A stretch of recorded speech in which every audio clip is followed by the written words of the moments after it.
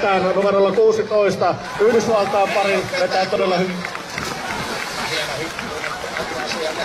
Osaako mies sieltä ihan omin jaloin nousee vielä sieltä ja kaatokaa miten Mäntisen selaa tuo. Tämä on kuule tämmönen tällä hetkellä huippuvauhti. Sehän ei ole mennyt kuin puolisen minuuttia nyt ja ensimmäinen kurva estelee erittäin hyvästi. Ja aikaa menee vasta 36 sekuntia ja Yhdysvaltain pari vetää todella kovaa kyytiä. Eli Storey. Hän kierrä Storey. Nyt katsotaan, nyt tulee kovaa aika. Siinä on kyllä jälkipäällä tekee. Kyllä, vielä mahtuu, loistavasti mahtuu vielä. Ja kärkiaika on tulossa.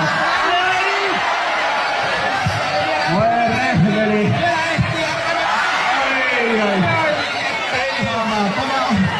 Voi että sanoisin minä, että Oi.